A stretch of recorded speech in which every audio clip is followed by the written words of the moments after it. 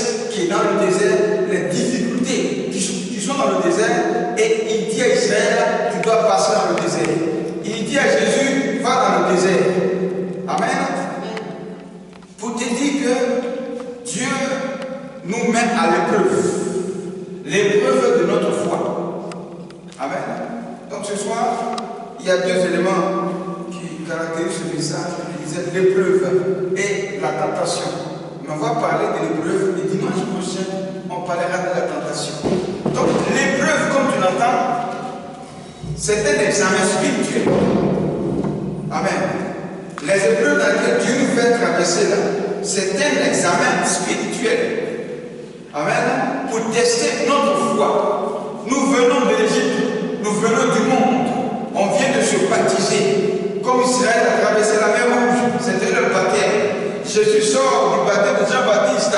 Il va dans le désert. Amen. C'est-à-dire quoi? Quand on se convertit, nous sommes nombreux qui venons à Christ. Mais dans ce nombre-là, Dieu dit, il y a beaucoup d'appelés, mais il y a peu d'élus. Ça veut dire que Dieu fera une sélection à travers les épreuves qu'il mettra sur le chemin de la vie de chacun. C'est là que notre foi sera éprouvée. C'est là que la foi de chacun sera testée. C'est là que la vie de chacun et la foi de chacun, le cœur de chacun sera mis à l'épreuve. C'est un examen spirituel. C'est pourquoi je dis que le désert est une université spirituelle dans laquelle Dieu est le fondateur. Le Jésus-Christ est le directeur général de l'école et le Saint-Esprit est le professeur principal. Donc le désert, les épreuves que Dieu met en face de nous, c'est une école, c'est une université, c'est pour nous mettre à l'épreuve. Amen.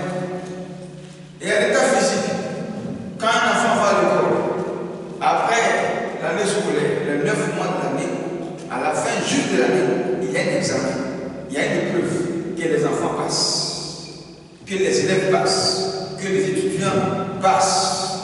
Qu'est-ce qu'on cherche? On cherche à savoir qu'est-ce que l'enfant a retenu, qu'est-ce que l'élève a retenu, qu'est-ce que l'étudiant a retenu pendant l'année scolaire. Est-ce qu'il a bossé? Est-ce qu'il a retenu? Est-ce qu'il a étudié? Est-ce qu'il est capable? Est-ce qu'il a de la connaissance? Est-ce qu'il est capable de s'exprimer? Est-ce qu'il est en train d'évoluer dans ses études? On le soumet à une épreuve qui est l'examen.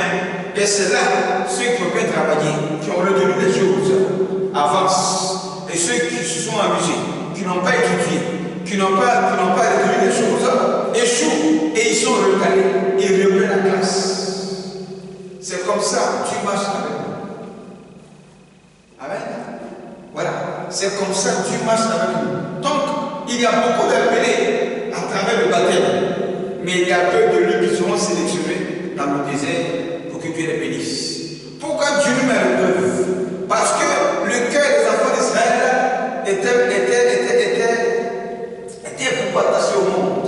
Ils ne sont beaucoup attachés au plaisir de ce monde. Donc Dieu va nous mettre à l'épreuve. Dieu va nous mettre à l'épreuve pour nous tester. Est-ce que tu es venu pour vraiment vivre la vie de Dieu, être un homme spirituel, être un enfant de Dieu et mériter le paradis? Ou bien est-ce que tu es venu pour les bien-être, les bénédictions dans l'église, mais les choses que Dieu peut te donner? Aujourd'hui, les gens parlent de miracles, de guérison, de bénédictions, de mariage, d'argent dans l'église. On prêche plus la bénédiction que de prêcher plus le salut et la repentance. Dieu, ce n'est pas les yeux qui l'intéressent. Amen. Parce qu'il sait qu'un jour tu vas laisser ça ici pour aller le rejoindre. Donc Dieu regarde la fin et non pas le commencement. Amen. C'est la fin de notre vie qui intéresse Dieu. La fin, c'est qu'on soit avec lui pour la vie éternelle. C'est ce qui intéresse Dieu. Mais nous, ce qui nous intéresse, c'est qu'on soit attachés aux choses de la terre. Comme si nous sommes des hommes charnels à vie. Non, nous sommes esprit, corps et puis âme. Donc, nous devons retourner dans l'esprit. Donc, ici, Dieu va nous éprouver.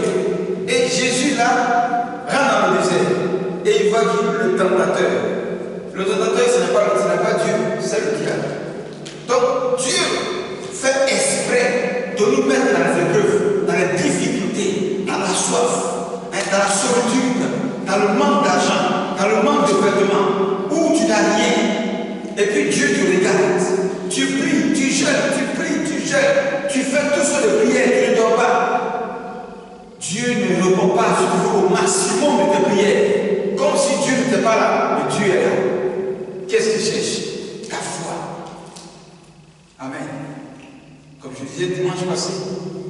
On parlait de la foi.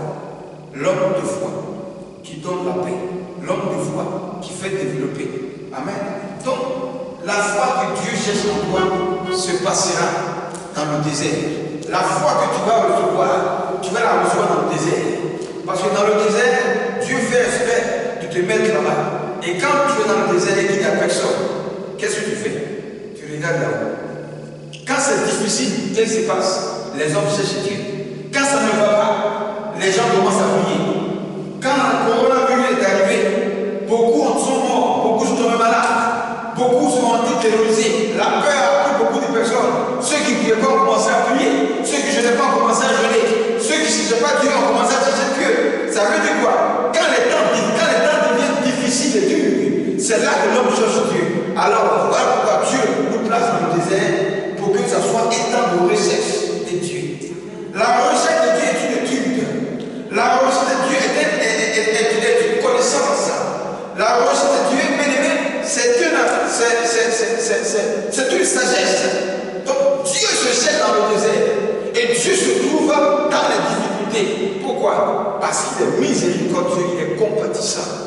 C'est dans la solitude, dans la souffrance, dans les épreuves que tu verras la main de Dieu, la puissance de Dieu. Amen. Le miracle se trouve lorsque l'homme a tout essayé, il a tout fait et il est bloqué. Et personne ne répond. Tout est fermé. Personne ne vient à ton secours. C'est là que Dieu intervient, dans la difficulté. Donc Dieu nous place dans le désert. Et c'est dans le désert que Jésus a commencé à jeûner. Amen. Il faisait quoi? Il était à la recherche de la face de Dieu. Il était à la recherche de la connaissance de Dieu. Amen. Pour te dire que c'est dans le désert que tu connaîtras Dieu lui-même dans sa puissance, dans son intimité, dans sa profondeur, dans sa largeur, dans sa gloire, dans sa grâce. Amen. Dans son immensité. C'est dans le désert que tu verras Dieu. Amen. La compréhension de Dieu se trouve dans le désert. L'intimité avec Dieu se trouve dans le désert. Voilà pourquoi celui qui traverse les épreuves avec Dieu et qui garde la foi, même étant dans la bénédiction, il continue à prier comme s'il était encore dans le désert. Ça veut dire quoi? Il maintient toujours son intimité avec Dieu. Ni l'or, ni l'argent, ni les richesses de ce monde ne doit changer ta foi. La foi que tu as eu au commencement dans le désert, dans le début de ta vie spirituelle, ta foi doit rester intacte. Mais aujourd'hui, c'est le contraire. Quand l'homme est un peu béni, il commence à tourner le regard vers le diable et tourne le dos à Dieu. Amen. Voilà. Quand c'est difficile, c'est Dieu qu'il faut chercher. Donc Jésus ici nous montre l'exemple dans le désert. Et c'est dans le désert que le tentateur arrive. Le diable vient pour tenter Jésus. Donc Dieu fait exprès de nous mettre en face du diable. Et pour voir comment est-ce que nous allons réagir lorsque le tentateur viendra te présenter les choses dont tu as besoin. Jésus ici était dans la soif. Il était dans les manques de gloire. Amen. Il avait faim, il avait soif, il avait faim, il avait manque de gloire. Donc trois besoins étaient dans la tête de Jésus. C'est là que le tentateur est arrivé. C'est là que le diable est arrivé. Amen. Pour faire quoi? Il est venu pour déstabiliser sa foi, déstabiliser sa vie. Mais dimanche prochain, on verra ça. Donc, qu'est-ce que Jésus cherchait ici dans le désert? Il était là, il pour la recherche de Dieu. Amen. Donc, il faut aller chercher Dieu. Et c'est dans l'épreuve que tu verras Dieu. Amen. C'est dans la solitude que tu verras Dieu. C'est dans la galère que tu verras Dieu. C'est dans la souffrance que tu verras Dieu. C'est quand tout le monde t'a abandonné que tu verras Dieu. Amen. Et c'est là que ta foi doit se manifester. Amen. La foi, c'est pas quand tout va bien qu'on a la foi. Non. Quand tout va bien, ça veut dire que ta foi a désossé. Là maintenant, ta foi a créé un exaucement. C'est ça qui est la bénédiction. Mais au commencement, tu as souffert. C'est là qu'il faut avoir la foi. Amen. C'est là que ta vie spirituelle doit se concentrer dans l'épreuve.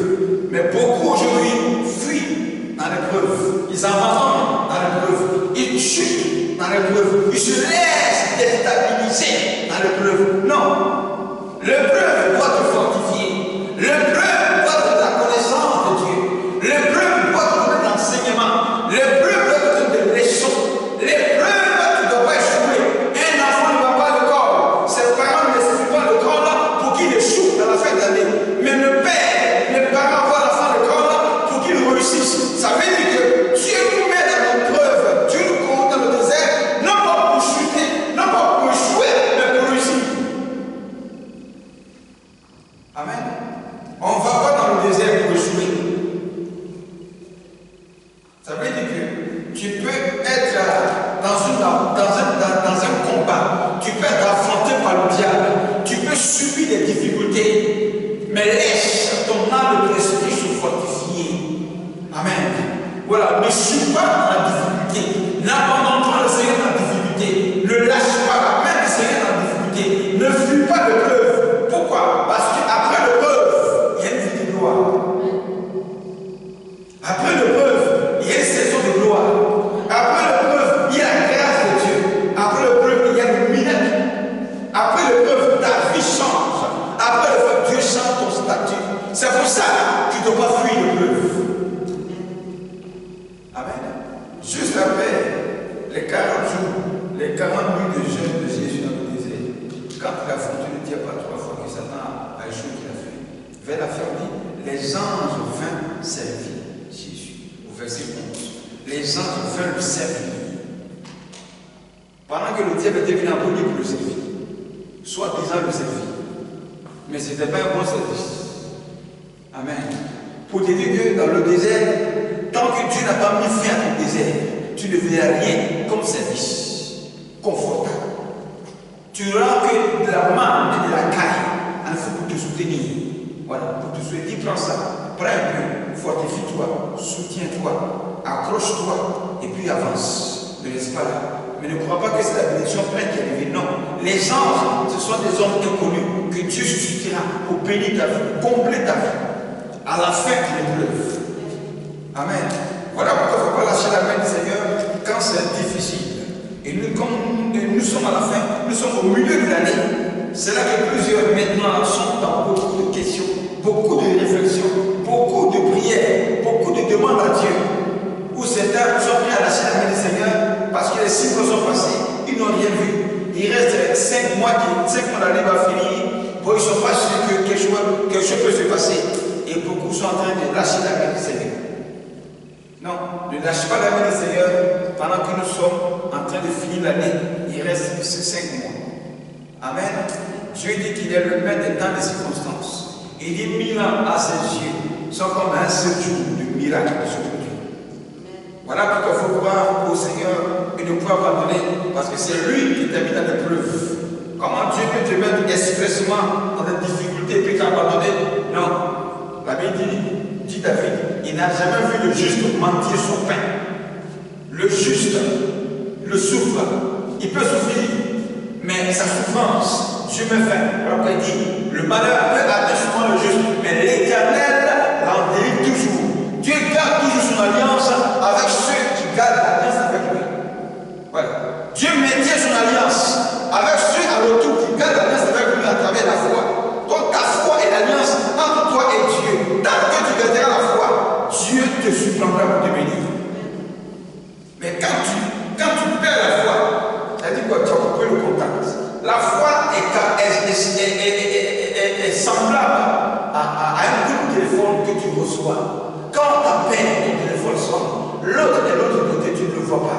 Lui aussi, tu ne le vois pas. Vous ne le voyez pas. Mais quand tu décroches, tu l'entends. Et quand tu l'entends parler, c'est comme si c'était proche de toi. Et tout ce qui te dit là, tu as foi, ça te croit. Pourquoi? Parce que tu entends sa voix. Dès qu'il t'a entendu sa voix, qu'il a coupé le téléphone, c'est fini. Tout de suite, tu commences à te poser des questions.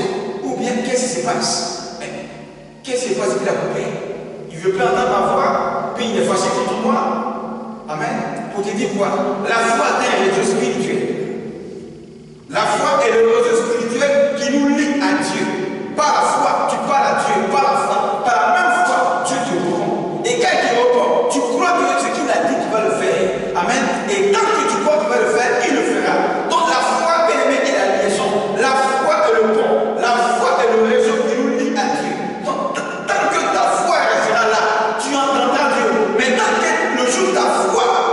s'arrêtera. Tu n'as plus entendre parler de Dieu. Amen. Le jour où ta foi va s'arrêter, toi-même, lorsqu'on prêchera, tu ne vas pas croire. Quand tu te parleras, tu ne vas pas croire. Tu resteras là, les bras croisés. Ça, c'est la mort spirituelle.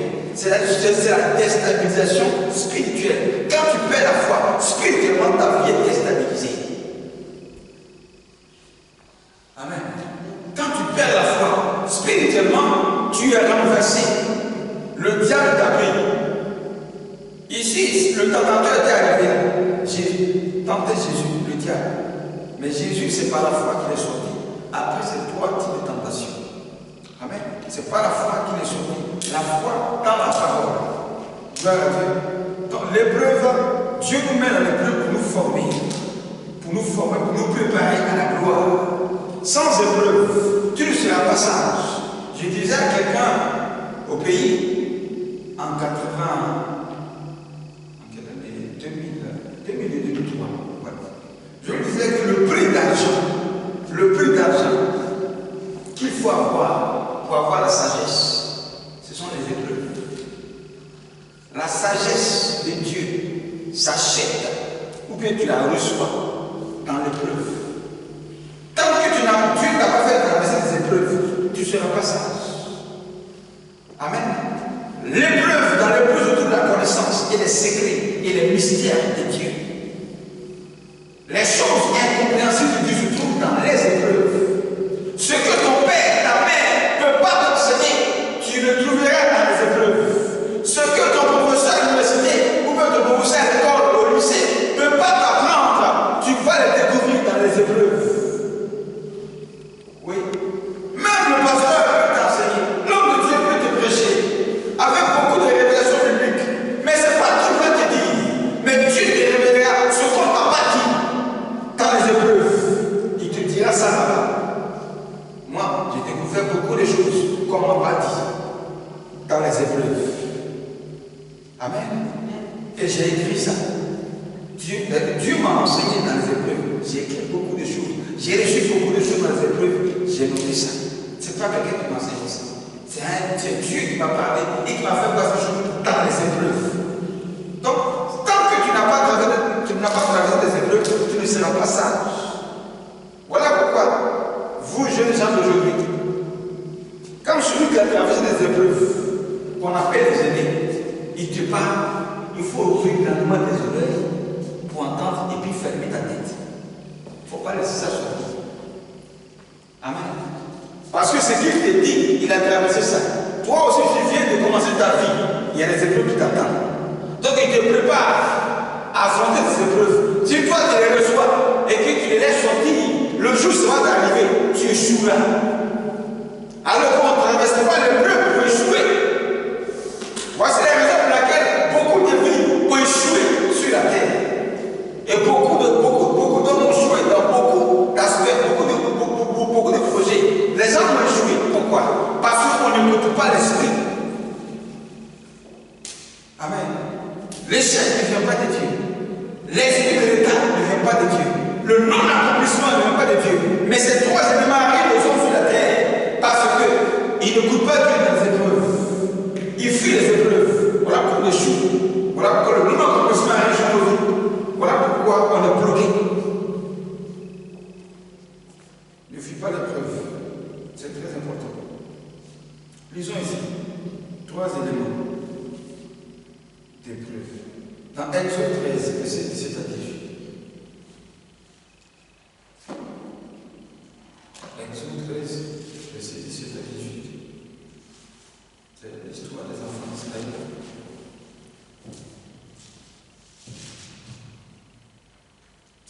Exode 13, 17 à 18. Il dit, lorsque Pharaon laissa aller le peuple, Dieu ne le conduisit point par le chemin du pays des Philistins. Quoique le plus proche, car Dieu dit, le peuple pourrait se repentir et voyant la guerre et retourner en Égypte. Mais Dieu fit faire au peuple le chemin du désert vers la mer Rouge. Amen. Et les enfants d'Israël montèrent en larmes hors du pays d'Égypte. Eux, ils voulaient contourner le désert pour se retrouver à Canaan.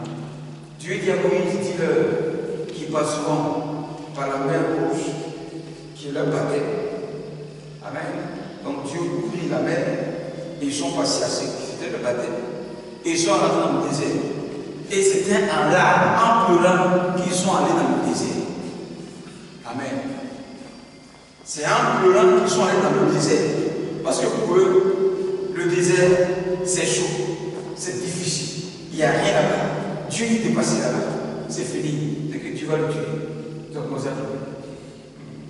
Donc ils sont allés dans le désert sans la foi. Ils sont dans le désert en pleurant. Ils sont dans le désert en regrettant.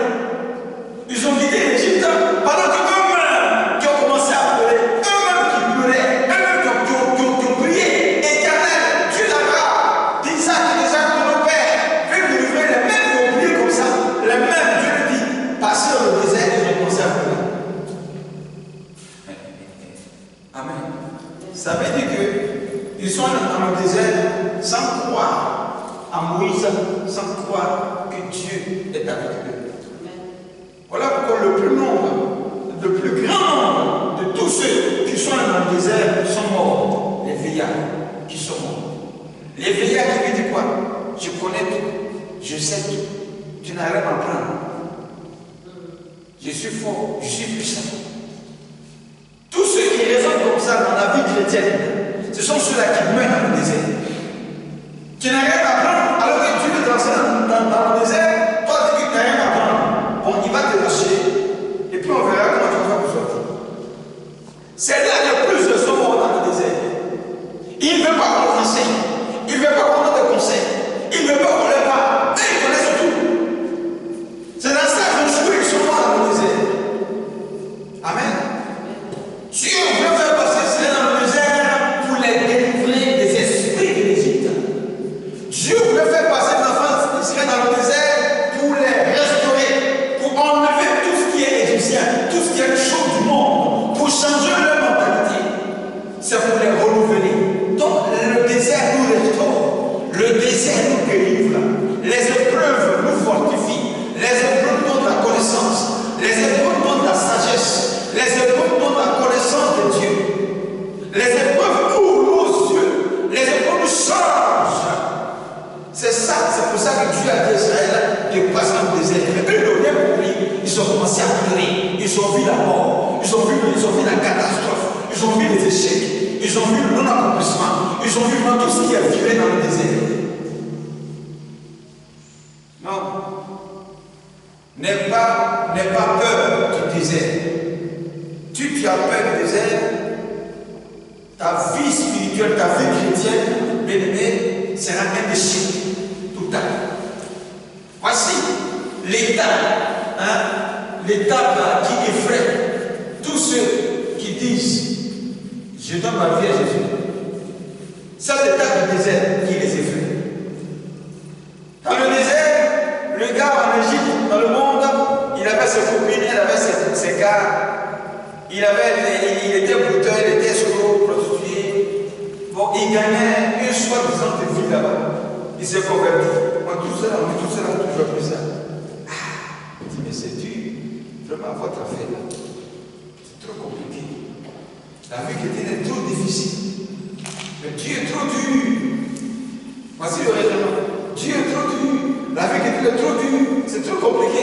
Mais est-ce que Dieu est dur comme ça? Est-ce que tu as vu un peu la souffrance de Satan? Dieu t'a-t-il montré comment le diable attrape les hommes sur la terre? Il t'a montré ça. Et puis Dieu aussi t'a-t-il montré comment il traite les hommes sur la terre? Mais tu verras la différence. Le traitement du diable et le traitement de Dieu. Qui tu as choisi? Dis-moi.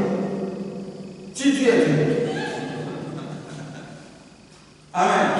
Si Dieu est dur, le traitement de Satan et le traitement de Dieu sur la terre, entre les deux, là, tu choisis qui? Si Dieu est dur. Comme le désert n'est pas une difficulté, les épreuves spirituelles que Dieu mettrait sur ton chemin, ce n'est pas de la mer à boire, ce n'est pas de la cita, ce n'est pas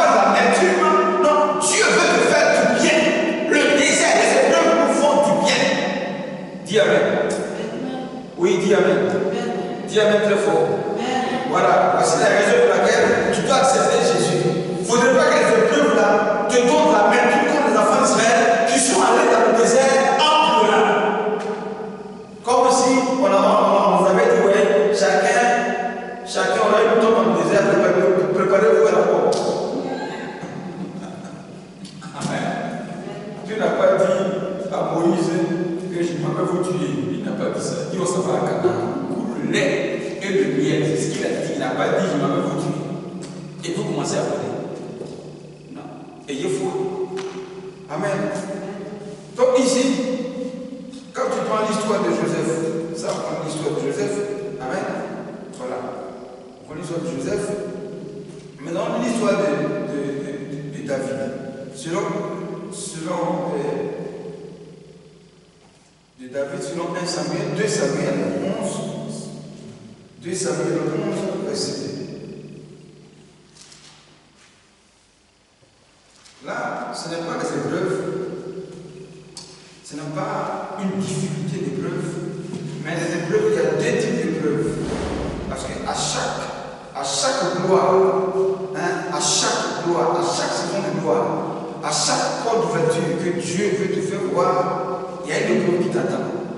Et le commencement d'une vie est aussi une épreuve. Même le commencement d'une vie de gloire est une épreuve. Parce que ce sont des choses que tu n'as jamais vécues, dans lesquelles maintenant tu te trouves. Donc il te faut la connaissance pour maîtriser un peu le contour de tout cette gloire. Amen. Voilà. Donc ici, c'est comme à tous ceux qui vont à l'auto-école pour conduire une voiture. On t'apprend à conduire la voiture. On te montre le code de la route. Ok. On t'a le permis. Ok. Tu as pris ta voiture. Ok. Tu commences à rouler ta propre voiture. Tu vas faire des petits accidents d'abord. Oui. Tu vas faire des petites erreurs d'abord. Avant que tu aies la maîtrise du volant et des pédales, avant que tu ne saches bien conduire, tu vas commettre des petites erreurs. C'est ça les épreuves. Ça aussi sont des épreuves. Mais des petites épreuves dans la gloire. Pourquoi? Parce que c'est une nouvelle vie que tu n'as jamais vécue, dans laquelle tu trouves donc un commencement. Donc tout commencement va devenir aussi un temps d'épreuve que tu traverses. C'est ce que David ici a connu. Selon 2 Samuel 11. Quand j'ai passé mon permis au pays, on a vu le cul, j'ai pris la voiture. J'ai fait ma charrière. J'ai pensé que le mur il était un peu long. Donc je suis allé plus à vitesse, j'ai cogné le mur. Le mur est ici. Bon, tu ne sais pas ton numéro. Il y a eu une fente. Amen. Donc, toutes ces erreurs-là, tu vas connaître ça avant d'avoir la maîtrise du volant. Voilà. Lui, il a commencé, il a perdu, il a fait combien de points là? 12 points. Voilà. Ça va vous donner la sagesse de vous conduire. Ok. Donc, 2 Samuel 11, 2 à 5. 2 Samuel 11, 2 à 5. Il dit, un soir, David se leva de sa bouche. Et comme il se promenait sur le toit de la maison royale, donc David maintenant est devenu roi. Il est au palais. Il vient de commencer à enlever la place de Saül. Voilà. Il a commencé à raconter des choses qu'il n'a jamais vécues dans sa vie, vont commencer maintenant à arriver dans sa vie. Lui, le dernier de sa famille, il est vu roi. Un enfant qu'il ne connaissait pas. Son père n'était pas roi, mais lui est devenu roi. Donc une nouvelle vie commence pour sa vie. Mais il y a des choses qui sont là qu'il ne maîtrise pas, qui vont lui arriver. Ça va lui servir de leçon. Alors, il est son palais, on dit voilà, il a aperçu de là une femme qui se baignait et qui était très belle de figure. David fit demander qui était cette femme. Et on lui dit, n'est-ce pas, Bathsheba, fille d'Eliab, femme d'Uri, le tien. Et David envoya des gens pour la chercher. Elle vint vers lui et il coucha avec elle. Après s'être purifiée de sa souillure, elle retourna dans sa maison. Cette femme devint enceinte et elle dit à David, je suis enceinte.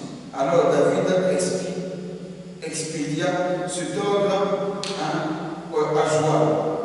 Envoie-moi Uri, le tien. Et Joab envoya Uri à David. Une se rendit auprès de David, qui l'interrogea sur l'état de Joab, sur l'état du peuple et sur l'état de la guerre. Puis David dit à Uri, descends dans ta maison et lave tes pieds. Uri sortit de la maison royale et il fut suivi et un présent du roi. Quand il la suite, David a dit à Joab, son général, quand il ira en guerre, qu'il prenne Uri, parce que la femme enceinte, la femme de Uri qui était l'un de ses gardes, il dit maintenant, prends Uri, mettez-les devant. Lorsque les tirs vont commencer, comme ça, les premiers tirs, des flèches là, il faut la tête, et puis son mari va mourir, et puis je pense à son parce qu'elle est enceinte. Elle va dire à son mari qu'elle est enceinte. Il va lui demander qui est enceinte. Elle va dire c'est le roi David qui est enceinte. Et imagine-toi la nouvelle qui va prendre tout le royaume d'Israël, de Juda. C'est une honte pour David. Alors, il manipule là encore, le manipulateur. Il commence à manipuler le général, mettre le devant pour le tuer. Amen. Et finalement, on tue Uri. C'est là qu'il a pris Bathsheba, cette femme-là, qui devait sa femme. Mais il a jeûné après. Dieu lui dit c'est un péché. Il a jeûné après pour que l'enfant vive. Mais l'enfant n'a pas vécu. Dieu a tué l'enfant pour nettoyer, pour purifier la vie de David. Et enfin, et juste après, il a épousé Bathsheba. Ils sont eu Salomon. Amen. Mais je voudrais dire quoi? David s'est répandu après avoir péché. Il vient de commencer la royauté. Une vie qu'il n'a jamais vécue. C'est difficile au départ. C'est compliqué au départ. Il ne maîtrise pas tous les contours de la royauté. Il ne sait pas que dans cette affaire-là, le temps aussi peut intervenir. Donc le tentateur arriva sur le toit de la maison. Le tentateur lui dit, regarde, il voit une femme qui est nue. Amen. Et il n'a pas dit non, je ne regarde pas, bien je ne veux pas. Il n'a pas fait comme Jésus dans le désert. Il n'a pas gagné comment ça. Il n'a pas combattu, il n'a pas brillé, il n'a pas refusé. Il a aimé ça, il a apprécié ça. Il dit appelez-la. Il doit appeler. Amen. Au subito, il a couché avec elle. C'est le roi. Elle a exécuté. Amen. Voilà qu'elle a exécuté. Pour te dire quoi? Pour te dire que Dieu ne nous bénit pas pour que le diable nous déstabilise. Amen. Quand tu es dans la gloire, sache où tu es quitté. Le jour qui t'a béni, sache dans quelle épreuve tu étais. C'est pourquoi il ne faut pas négliger les épreuves. Parce que la gloire qui arrive là l'épreuve va te permettre de pouvoir te maintenir, te stabiliser dans la gloire. Là, David vient d'être déstabilisé. Le diable avait un plan de déstabilisation de son royaume contre David. C'était pour le déstabiliser. Qui l'a fait ça? Amen. Mais tout de suite, David a compris que l'affaire là, c'est ça, grave et dangereux pour son royaume. Il a commencé à demander pardon à Dieu que l'affaire se tait, que l'affaire ne va pas loin, que tout le monde n'entend pas. Voilà pourquoi il a fait tuer lui. Que l'affaire n'explose pas. Parce que si ça explose, il est déstabilisé, son front est gâté. C'est fini. Son front est gâté. Donc il faut taire l'affaire, il faut étouffer l'affaire. Amen. Donc c'est pourquoi il ne faut pas fuir l'épreuve. Oui, il ne faut pas fuir l'épreuve. Cette épreuve-là, cette affaire de femme, certainement n'est pas arrivée à David. Parce qu'il est venu au roi à 30 ans. Il a commencé vite. Donc il n'a pas vécu cette vie. Cette partie-là, voilà, parce qu'il y a beaucoup d'épreuves. Cette partie-là, le tentateur n'est pas arrivé dans sa vie au départ. Mais dans la gloire, dans la royauté, cette affaire vient. Le diable arrive maintenant. Et il tombe dans le piège. Amen. Ne te laisse pas déstabiliser.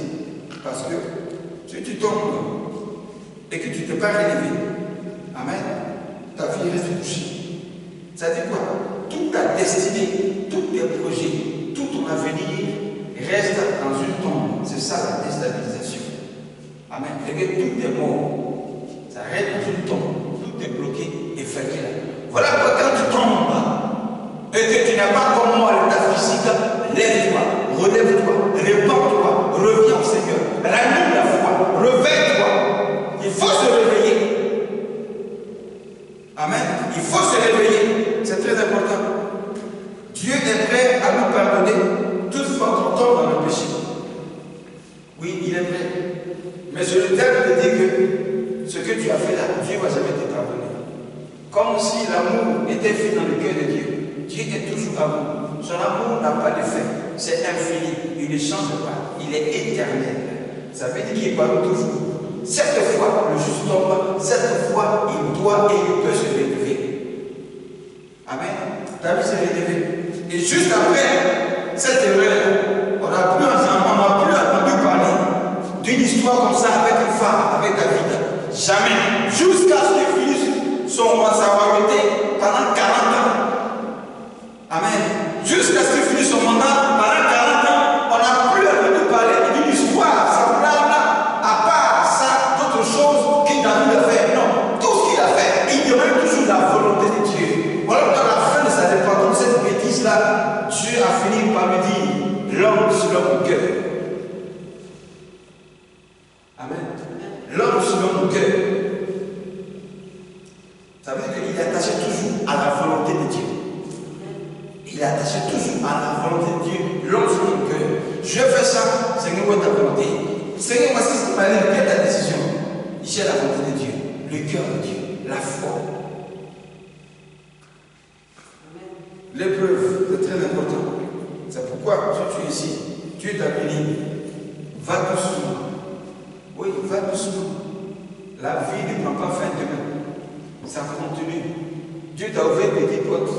Ne crois pas que c'est la dernière porte qui est là. Ce n'est pas la dernière. Ce n'est que la première porte. Ce n'est que la première porte. Il y a encore beaucoup de portes d'ouverture. Donc ne vois pas la petite porte là qui est ouverte. Et puis tu as dit non, je suis arrivé. Non, tu n'es pas encore arrivé. Tu n'as pas 90 ans pour dire tu es arrivé. Amen.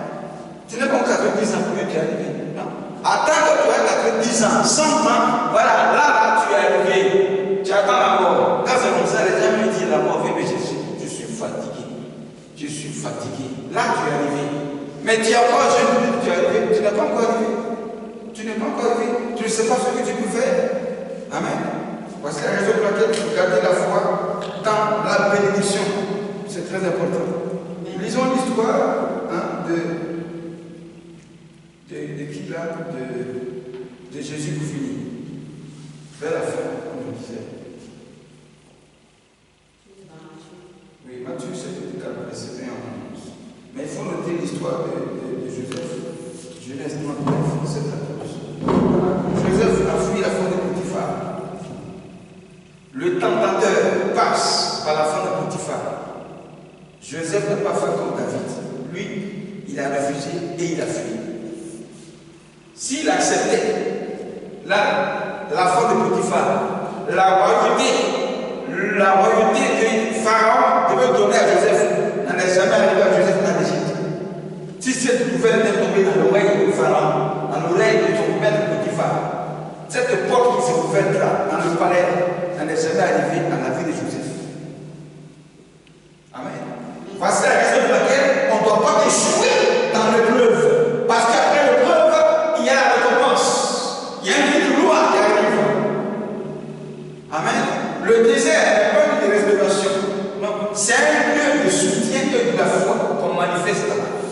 C'est un lieu d'enseignement, le désert. Notez bien les épreuves que vous traversez, les situations que vous vivez. Notez ça bien. Notez au départ qu'est-ce qui s'est passé et notez à la fin qu'est-ce que Dieu a fait. Voilà. Comme ça, chaque fois, ça va réanimer ta foi. Ça va réveiller ta foi.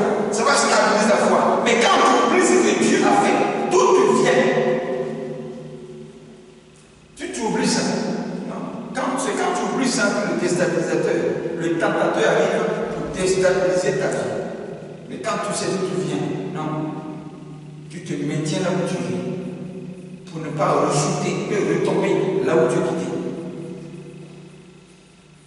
L'enfant de riche qui est né dans l'argent n'a jamais connu la pauvreté, n'a jamais connu la souffrance. Donc il peut jouer à l'argent, il peut s'amuser à l'argent. Un homme qui joue à l'argent, qui s'amuse à l'argent n'est pas sage. Pourquoi? Parce qu'il n'a pas traversé les épreuves. Mais l'enfant du pauvre qui a connu galère subite, la guerre est comme ça, comment on peut appeler ça? La mort subite, manger une fois dans la journée, qui a connu la nudité, où tous les enfants ce jour-là sont bien habillés, et lui, il n'est pas habillé. Un enfant sans amour, isolé quelque part, qui a traversé toute cette solitude, cette souffrance et de galère, de souffrance. Le jour où Dieu le bénit, il sait où il est quitté. Il ne joue pas à l'argent, il ne s'amuse pas à ça.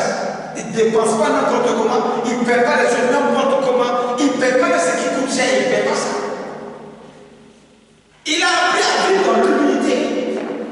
Comme l'apôtre Paul dit, j'ai appris à vivre dans l'humilité, dans la soif, dans la solitude. Donc quand il est dans la gloire, je voudrais m'en sortir. Amen.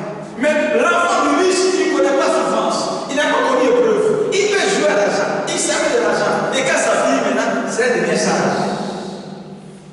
C'est là qu'elle devient sage. Ne soyez pas comme les enfants des riches. Amen. Regarde bien, les enfants des riches ne sont pas trop sages. Ils ne sont pas trop sages. Ils ne sont pas trop sages.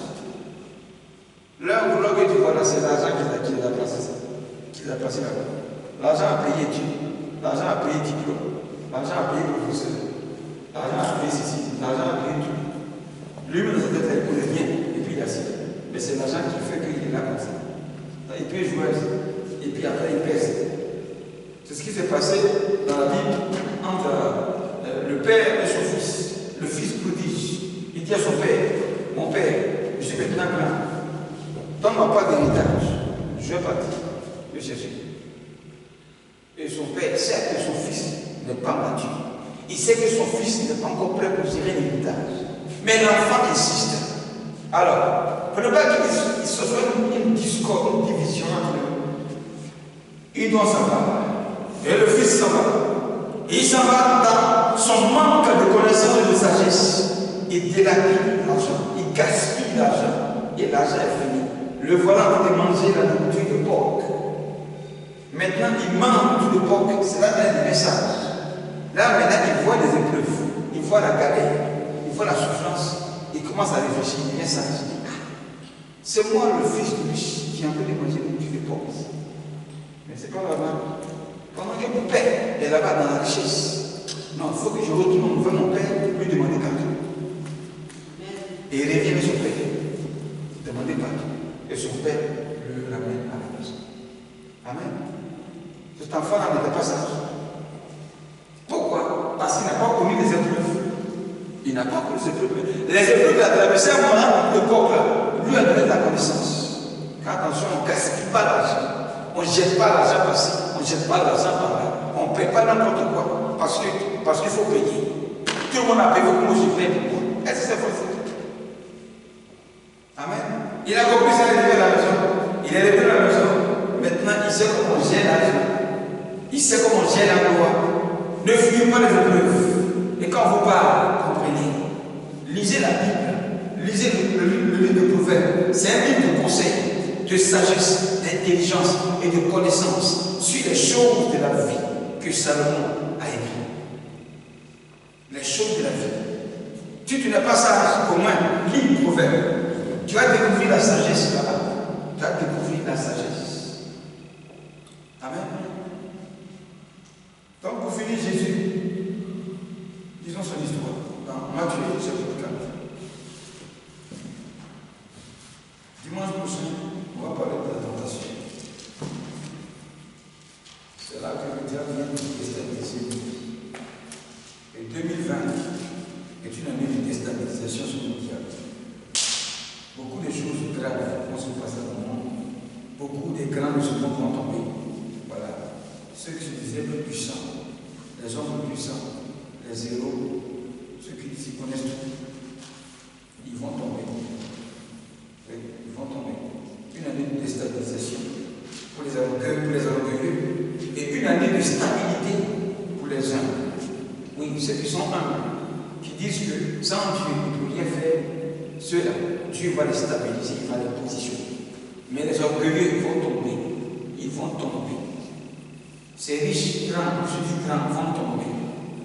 Ces présidents qui disent grand chose pour pouvoir vivre, ils vont tomber. Amen. Oui, ils vont tomber. Gloire à Dieu. Lisons Matthieu 4.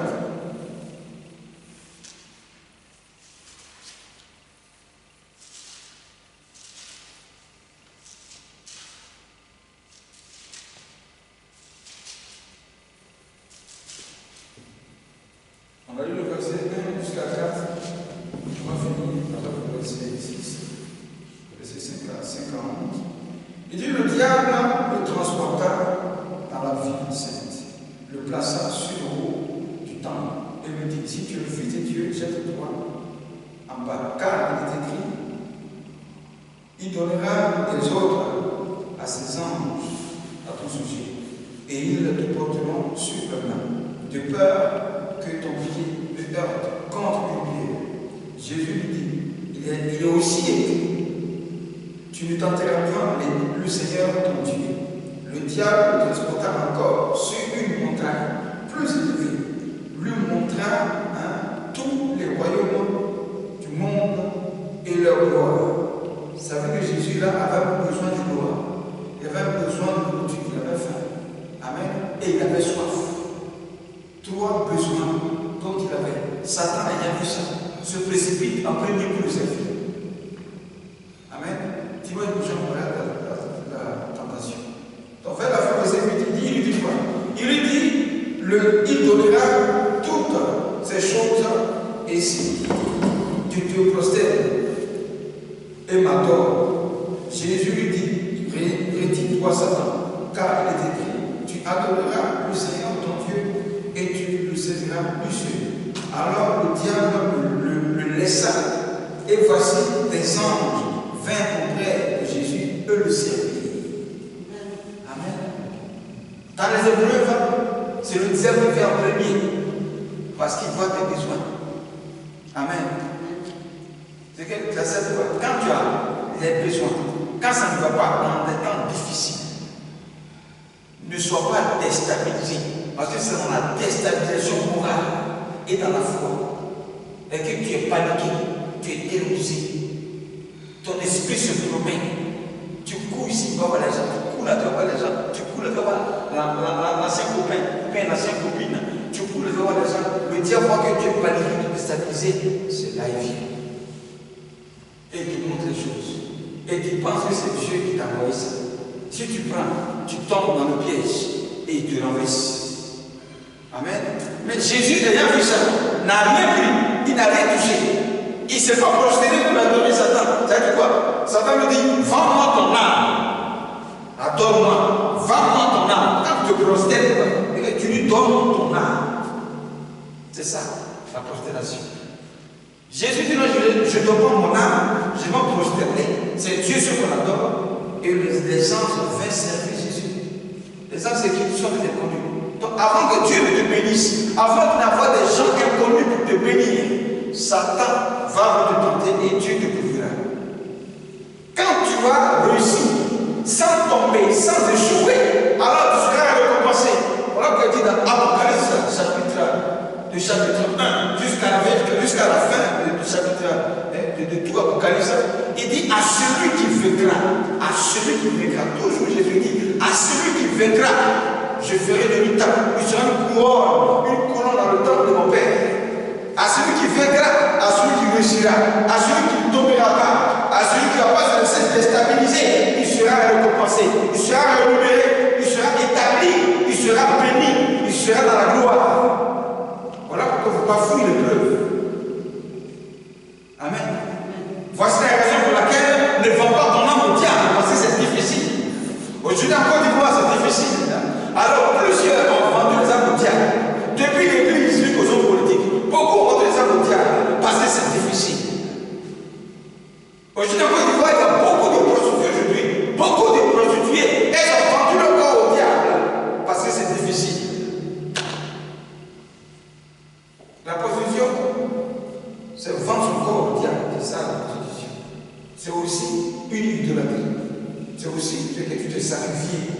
sacrifies ton corps au diable. Prends mon corps, fais ça ce que tu veux. Amen. Aujourd'hui, en Côte d'Ivoire, c'est ça. Donc on pense qu'on peut s'en sortir en vendant son corps, en donnant nos vies au diable. Non, tu ne peux pas t'en sortir parce que le sacrifice, c'est la souffrance. Ton salaire est un salaire d'amertume, la souffrance. Quand on vend son âme au diable, quand on en abandonne la foi dans les épreuves là, ça dit quoi? La difficulté dans laquelle Dieu t'a mis, ça c'est bien. Satan complète ça, ça devient plus caillou même, ça devient plus dur. Ça devient plus dur. Amen. Pour Dieu et pour le diable, il a aggravé ça, il vient aggraver ça. Ça devient plus compliqué. C'est là que les gens vont se suicider. Amen. C'est là que certains vont se suicider parce que c'est compliqué, c'est difficile. Voici la raison pour laquelle il ne faut pas faire l'épreuve. C'est parce qu'il y a une vie de gloire qui arrive. C'est très important. Donc, pour finir, l'épreuve, bien aimé, Dieu nous met à l'épreuve comme un enfant qui est à l'école, qui a traversé tous les 9 mois, et à la fin de l'année scolaire, il y a un examen qui l'attend. Cet examen-là arrive pour que lui soit testé par tous ceux qui l'ont enseigné, afin qu'on sache s'il est bon pour un avenir en classe supérieure ou bien qu'il doit reprendre la classe. Donc, on veut voir comment l'enfant est élevé. Voici la raison pour laquelle on met l'épreuve devant lui. Amen. Donc, pour le bénir, on met l'épreuve devant lui. Dieu ne va jamais te bénir sans épreuve. Il n'y en a pas. Dieu, avant de te bénir, il te mettra à l'épreuve. Et c'est lui qui détient le temps, c'est pas toi. Amen. Voilà, c'est lui qui détient le temps. Pourquoi? Parce que c'est lui l'enseignant. L'enseignant qui t'enseigne, il sait comment tu évolues. L'enseignant qui t'enseigne, il sait comment tu comprends. L'enseignant qui t'enseigne, il sait comment tu écris. L'enseignant qui t'enseigne, il sait comment tu réfléchis. Donc il analyse tout ça et puis il voit, il te donne les notes.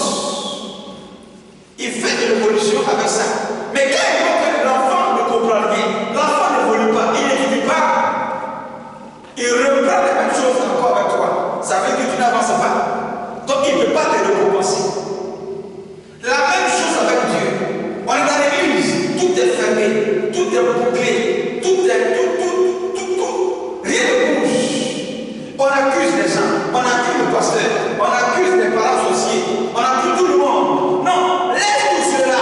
Accuse-toi toi-même. Comment tu marches avec Dieu dans les épreuves? C'est ce qui fait que les choses ne bougent pas. Amen.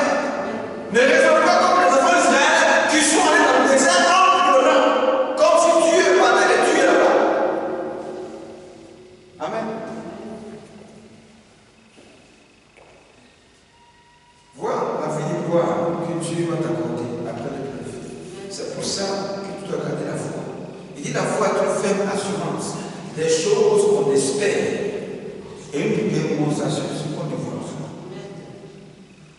Dans le désert, voilà ce verset-là que tu dois garder. Hébreux chapitre 11, verset 1. C'est ça que tu dois garder dans le désert. La foi est une ferme assurance des choses dont Dieu t'a parlé et qui sont dans ton esprit et qui doivent en toi te motiver, te réveiller, te stabiliser dans la foi et puis changer ton aspect, solide, changer même ton habillement pendant que tu es dans le désert et puis ces choses arriveront un jour véritablement. Donc la foi elle est prophétique, la foi bénéfique elle est invisible, la foi annonce les choses que les autres ne voient pas, la foi te met dans une gloire invisible, tu vis les choses à l'esprit que tu n'as pas encore physiquement, c'est ça la foi. Et c'est avec ça que le volume bénéfique dans le désert. Donc ne rentre pas dans le désert en pleurant, non, rentre dans le désert avec la foi parce que Dieu t'a parlé. Et dans le désert, Dieu parle, il révèle ce qu'il va faire avec toi. Quand tu dors, tu vois des choses glorieuses. C'est pour te dire quoi? C'est pour te dire que espère, pendant que ça ne va pas, espère, parce que ta situation va changer bientôt. C'est ce que Dieu te dit. Donc, quand tu vois ça, commence à courir. Et quand tu vois ça, commence à vivre ces choses sur toi. Quand tu sors, avec même les habits que tu as, qui ne sont pas encore rayonnants, bien dépassés, bien propres, Et puis, on te voit toujours dans une gloire. Pendant que tu n'es pas dans la véritable gloire, mais tu vis la gloire en esprit. Pourquoi? Parce que Dieu t'a parlé. Et c'est avec ça que tu deviens fort dans le désert. C'est avec ça que tu es stable dans le désert. Mais quand tu te vois comme un misérable, un pauvre, quelqu'un qui va mourir demain dans le désert, tu mourras dans le désert. Car ce que tu penses, c'est ce qui t'arrivera. Ce que tu crois, c'est ce qui t'arrivera. Ce que tu dis de ta bouche, c'est ce qui t'arrivera. Ce que tu vois de tes yeux, c'est ce qui t'arrivera. Qu'est-ce que tu vois? À quoi tu penses? Tu marches comment? C'est ce qui va t'arriver. Amen. Donc, ayez foi quand vous êtes éprouvés et que les épreuves spirituelles ne te fassent pas fuir l'Église. Amen. Les épreuves spirituelles ne te fassent pas rester dans le monde, car Dieu ne fait pas souffrir le monde, mais Dieu veut apprendre le monde à marcher avec lui. Voilà. Mais c'est le diable qui fait souffrir le monde. Dieu délivre le monde par Jésus-Christ. Amen. Lève-toi, nous allons prier. Tu as prié pour ta vie aujourd'hui par rapport aux difficultés, aux épreuves que tu traverses, par rapport à ce qui te manque. Amen. Tu as prié que le Seigneur te donne la force de son esprit et que tu ne tombes pas dans le désert et que tu ne vois pas le désert comme une calamité qui est obligée, tu vois, commencer à pleurer comme les enfants d'Israël, à regretter que l'Égypte était mieux. Non. Commence à prier, parle au Seigneur ce soir. C'est Dieu qui t'a mis dans l'épreuve pour te préparer une vie de gloire. Commence à parler au Seigneur. Nous sommes au milieu de l'année. Il y a beaucoup d'idées, de réflexions.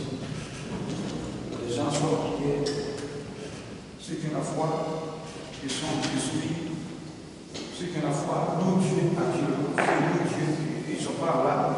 Ils ne sont pas en train de faire des jeûnes, des prières et louent Dieu. Voilà. Un homme de foi, il n'a pas à jeûner. Il n'a pas à jeûner, il n'a pas à faire des prières, des nuits, des combats. Il bénit Dieu, il loue Dieu.